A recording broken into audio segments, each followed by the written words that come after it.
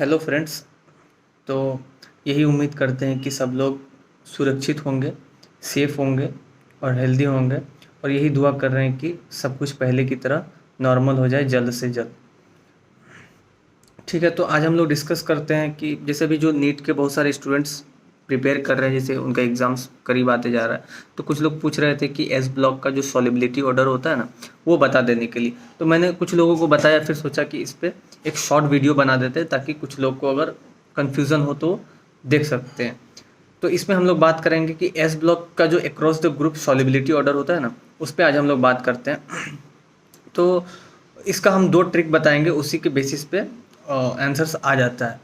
तो S block का जो सॉलिबिलिटी ऑर्डर होता है ना, ये मेनली डिपेंड करता है हमारा एक तो लेटिस एनर्जी पे, और एक डिपेंड करता है हमारा हाइड्रेशन एनर्जी पे। अब लेटिस एनर्जी क्या होता है? लेटिस एनर्जी होता है, देखिए एस ब्लॉक में है तो नॉर्मली मेटल्स ही होंगे उसमें, एस ब्लॉक में तो मेटल्स ही आते हैं, तो मेटल्स हमारे आयंस के फॉर्म में रहेंगे। अब अगर दो सेम साइज के अगर हमारे अगर दो छोटे आयंस अगर हमारे मिल रहे हैं तो वो उनकी लेटिस एनर्जी ज़्यादा होगी, मतलब एनर्जी ज़्यादा रिलीज होकर वो बॉन्ड बनेगा।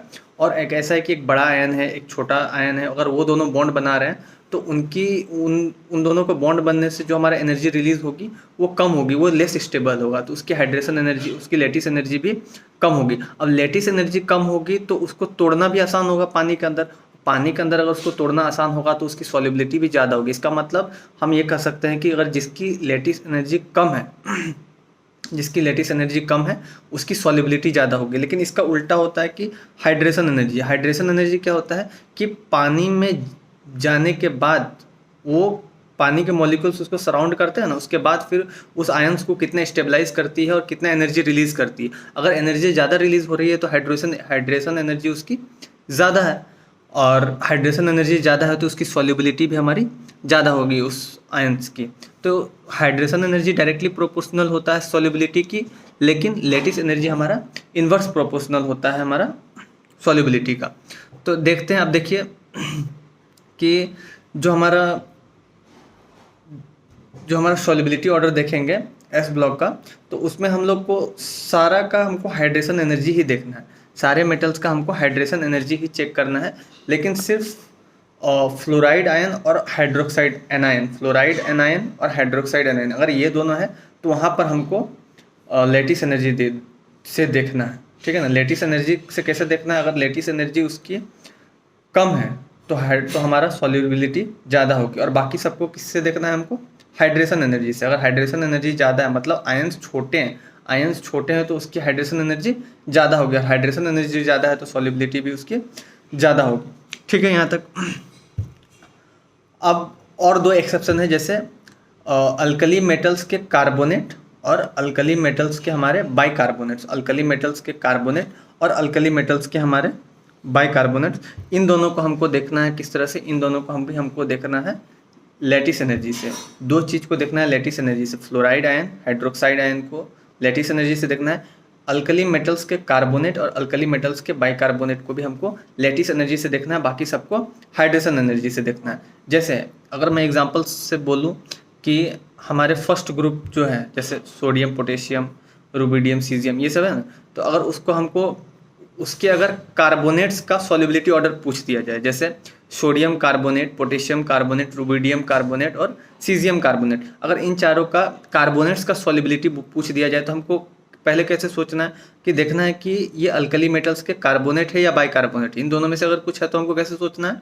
लेटिस एनर्जी से। तो इसमें क्या दिया हुआ है कि इसमें दिया हुआ है हमको कार्बोनेट। अब कार्बोनेट दिया हुआ है तो हमको कैसे सोचना है? लेटिस एनर्जी से सोचना है। अब लेटिस एनर्जी से सोचना है मतलब कि लेटिस एनर्जी ज़्यादा होगी, लेटिस एनर्जी ज़्यादा होगी तो सॉल्युबिलिटी कम होगी, क्योंकि वो आयंस कम टूटेंगे ना पानी में, कम टूटेंगे तो उसकी सॉल्युबिलिटी भी कम होगी। अगर लेटिस एनर्जी कम है इसका मतलब वो आसानी से टूट जाएगा तो उसकी सॉल्युबिलिटी ज़्यादा होगी।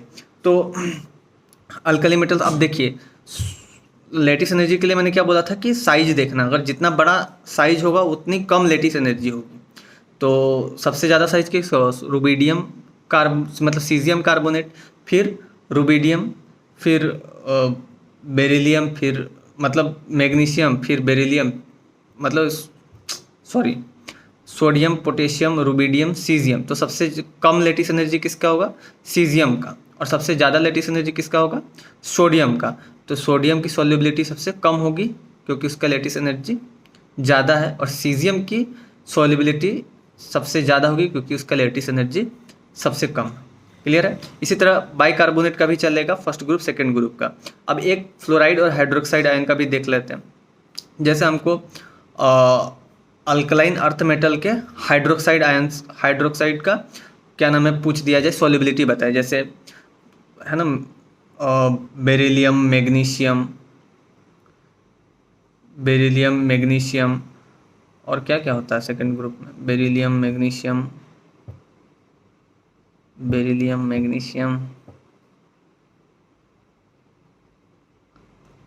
क्या क्या होता है? Beryllium, magnesium, calcium, strontium, barium, ये सब होता है। भूल गए ना, बहुत दिन से हो गया पड़े हुआ। तो बेरिलियम, मैग्नीशियम, कैल्शियम, स्ट्रोंशियम और बेरियम।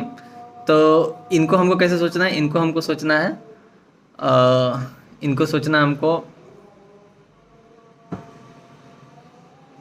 किससे सोचना है? मैंने बताया था, इनको सोचना हमको लैटिस एनर्जी से सोचना। तो जिसकी लैटिस एनर्जी ज़्यादा होगी उसकी सॉल्युबिलिटी कम होगी। तो लैटिस एनर्जी सबसे ज़्यादा किसका होगा? बेरिलियम का। तो उसकी सॉल्युबिलिटी सबसे कम होगी। इसका मतलब हमारा जो बेरियम है, बेरियम हाइड्रोक्साइड जो है, उसकी सॉल्युबिलिटी सबसे ज़्यादा होगी। ठीक है? तो ऐसे अब एक जनरल एग्जांपल ले लेते हैं जो ये एक्सेप्शंस के बाहर है। बाकी सबको कैसे सोचना है? हाइड्रेशन एनर्जी से। तो हाइड्रेशन एनर्जी जैसे कि हमको किसी का भी पूछ लिया जाए, जैसे कि यहाँ दिया हुआ है sodium chlorate, potassium chlorate, rubidium chlorate और सीजियम क्लोरेट के बारे में दिया हुआ। तो इसको हमको सोचना है हाइड्रेशन एनर्जी से।